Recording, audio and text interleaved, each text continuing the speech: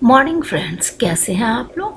आज मॉर्निंग में आपकी लाडली बहना कहानी लेके आई है, विश्वास और सहयोग। नहीं, एक जोर की चीख मारकर नव्या उठ बैठी तो पास ही गहरी नींद में सोए पति प्रशांत भी हड़बड़ाकर उठ गए। क्या हुआ? कहीं दर्द है? कोई बुरा सपना देखा है? वह मैंने देखा कि मैंने हाड़ मांस के बच्चे की वजह एक रोबोट को जन्म दिया है। क्या? प्रशांत हंस पड़ा। तुम भी न जाने क्या क्या कल्पना कर लेती हो, इसलिए कहता हूँ अभी अच्छा सोचो, अच्छा पढ़ो और अच्छा देखो। जरूर दीदी के यहाँ कोई ऐसी मूवी देखी होगी। बिल्कुल नहीं, दीदी ने मेरे खाने पीने पढ़ने देखने हर चीज़ का तुमसे भी ज़्यादा ख्याल रखा है। मैंने कहा भी कि कोई छोटी बच्ची थोड़े ही हूँ। आप तो मुझे चीकू की तरह ट्रीट कर रही हैं। चीकू भी अब कहाँ बच्चा रहा है, 9-10 साल का हो गया होगा, अपना ख्याल खुद रख सकता है। नहीं, तुम गलत हो। खुद में भी कहाँ सही थी। मैं भी तुम्हारी ही तरह सोचती थी कि शुरू के 2-3 साल या फिर उसके स्कूल जाने तक बच्चे को संभालना होता, फिर तो सब आसान हो जाता होगा। पर हकीकत में ऐसा नहीं है। कच्ची पौध की तरह उसमें कदम कदम पर कभी छांव तो कभी धूप मुहैया करानी होती है। मैं तो यह देखकर हैरान रह गई थी कि दीदी जीजा जी की पूरी दिनचर्या ही चीकू के इर्द गिर्द घूमती थी। इसलिए दीदी ने डे शिफ्ट ले रखी है, एक न एक हर वक्त चीकू के आसपास बना रहे। तो जीजा जी ने नाइट शिफ्ट। पूरा दिन जीजा जी चीकू को एक क्लास से दूसरे क्लास में लेके घूमते हैं। मॉर्निंग में स्विमिंग और इंग्लिश स्पीकिंग, दिन में स्कूल, शाम को ताइक्वांडो और वीकेंड में पियानो। अरे अरे, बच्चा है या रोबोट, कैसे करेगा बेचारा इतना सब कुछ। एक लंबी सी अंगड़ाई लेते हुए प्रशांत ने बीच में ही टोक दिया। सॉरी, मेरी वजह से तुम्हारी नींद पूरी नहीं हो पाई। तुम चाहो तो वापस जाओ।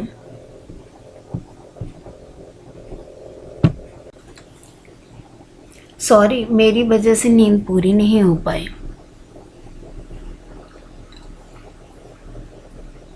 तुम चाहो तो वापस सो जाओ। लेकिन प्रशांत ने उठकर पर्दा खींच लिया था। वाह, तुम्हारी बदौलत इतना सुंदर दृश्य देखने को मिला। इससे पूर्व कि तुम्हें मॉर्निंग सिकनेस शुरू हो, हम दोनों के लिए कॉफ़ी और बिस्किट ले आता हूँ। So sweet. तुम्हारे इसी केयरिंग नेचर की वजह से मैंने तुम्हें बहुत मिस किया। मैंने भी। एक बात बताऊँ, खूबी और खामी हर इंसान में होती, फ़र्क बस इतना है कि जो तराशता है उसे खूबी नज़र आती और जो तलाशता है उसे खामी नज़र आती है। ऑफिस के आवश्यक कार्य की वजह से प्रशांत को लगभग पूरे सप्ताह ही शहर से बाहर रहना पड़ा था। नव्या की स्थिति को देखते हुए उसने उसे एक बड़ी बहन के यहाँ शिफ्ट कर दिया था। कल शाम ही वह दूर टूर से लौटा था। दीदी के यहाँ डिनर कर दोनों रात में अपने घर लौट आए थे। कॉफ़ी के साथ बिस्किट खाकर नव्या काफ़ी बेहतर महसूस करने लगी थी। प्रशांत के पास तो बताने लायक कुछ था नहीं, इसलिए नव्या ही चहक चहक कर दीदी के साथ बताए समय के बारे में बताने लगी। थमकर रह जाती है जिंदगी जब जमकर बरसती हैं पुरानी यादें। हम बहनों ने बचपन में साथ बिताया समय बहुत मिस किया। कैसे कह दूं कि अब बचपन याद नहीं आता। क्या करूं, बड़े होने के बाद भी बच्चा उसमें से नहीं जाता। बिल्कुल ज़िंदगी की किताब के वे पन्ने हैं जो हमेशा खिलखिलाते हैं। बचपन की यादें ही तो समेटे होते हैं।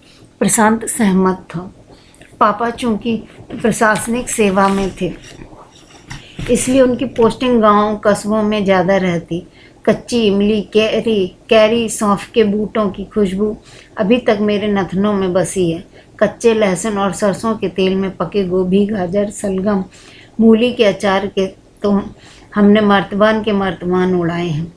जहाँ भी पापा की पोस्टिंग होती वहाँ नए गवर्नमेंट हाउस में सामान बाद में जमता। पहले हम बहनों के लिए पेड़ पर झूला बन जाता। कच्चे स्टापू गड्ढे खेलते, रस्सी फांदने में कोई हमारा हाथ नहीं पकड़ सकता था। प्राइमरी मिडिल क्लास तो हमने ऐसे हंसते हंसते पास कर दिए। तो फिर बेचारे चीकू पर इतना प्रेशर क्यों? प्रशांत ने बीच में ही सवाल डाल दिया।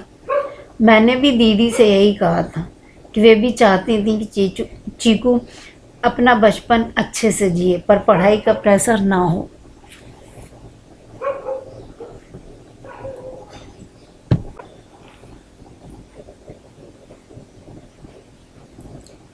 एक माँ हर बात बर्दाश्त कर सकती है, पर बच्चे को ज़रा सी तकलीफ़ से टूट जाती है, पर उसकी भी मजबूरी है।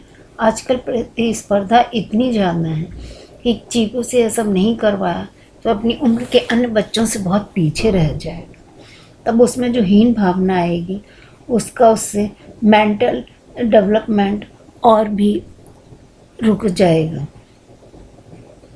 लेकिन बच्चे से उसका बचपन छीनना कहाँ की समझदारी है। उड़ने दो परिंदों को, अभी शौक हवा में, फिर लौट के बचपन के ज़माने नहीं आते। प्रशांत अभी भी सहमत नहीं हो पा रहा था। खुद तुम चीकू की व्यस्त दिनचर्या देखकर इतनी दहशत में आ गई हो कि तुम्हें इतना भयानक सपना आया है। मैं तुम्हारी बात से सहमत हूँ, किंतु दीदी की मजबूरी भी मैंने अपनी आंखों से देखी है। दोनों हस्बैंड वाइफ शादी, विवाह, मुंडन आदि फैमिली फंक्शंस में जाना लगभग भूल ही गए हैं। दीदी बता रही थी कि अगले साल ननद के बेटे के मुंडन के लिए 2 दिन के लिए वो लोग आगरा जाएंगे। 2 दिन और आने जाने में लग जाएंगे। जाने के उत्साह लौटने के बाद वहाँ की मौज मस्ती की खुमारी में चीकू को कि 7 दिनों की पढ़ाई चौपट हो गई।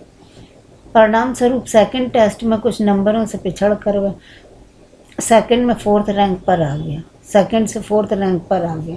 क्लास में हर आधे नंबर पर रैंक बदल जाती है। इसके बाद पूरे साल मेहनत करवाने के बावजूद वह रैंक कवर नहीं कर पाता है। प्रशांत सीरियस थे। मैंने कहा भी कि दीदी नंबर गेम में उलझना ज़्यादा मायने नहीं रखता। बच्चे की मासूमियत जिंदा रहनी चाहिए, उसका बचपन यादगार होना चाहिए जैसा कि हमारा था। बिल्कुल सही कहा तुमने, पर बहुत सी चीज़ों को समझाने के लिए दृष्टि से ज़्यादा दृष्टिकोण की ज़रूरत होती है। दीदी का तर्क भी उतना ही न्यायसंगत था। कहने लगी, कल को चीकू औरों से पिछड़ कर कुछ बन नहीं पाया तो बड़े होकर हमें ही दोष देगा कि हमने उस पर ध्यान नहीं दिया, उसे समुचित ट्यूशन, महंगी बुक्स उपलब्ध नहीं करवाई, रिश्ते नाते निभाने के चक्कर में उसकी पढ़ाई चौपट कर दी।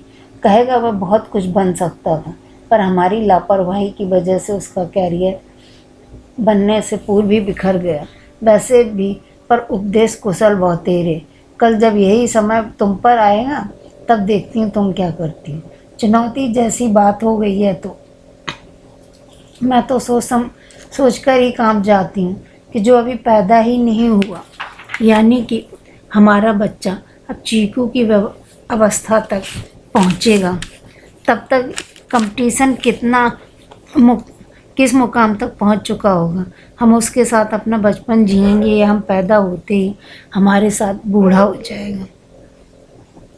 अचानक प्रशांत की नज़र घड़ी पर पड़ गई।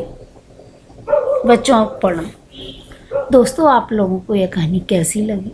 अगर आप लोग मेरे चैनल पर नए हो तो प्लीज़ लाइक कीजिए, सब्सक्राइब कीजिए और हमें सपोर्ट कीजिए।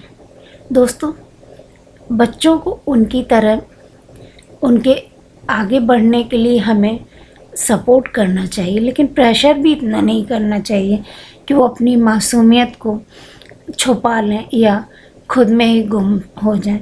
आप लोगों का क्या ख्याल है? अगर आप लोगों को लगता है कि बच्चों को थोड़ा अपने हिसाब से जीना चाहिए तो प्लीज़ एक लाइक और थम्स अप बनता है। धन्यवाद।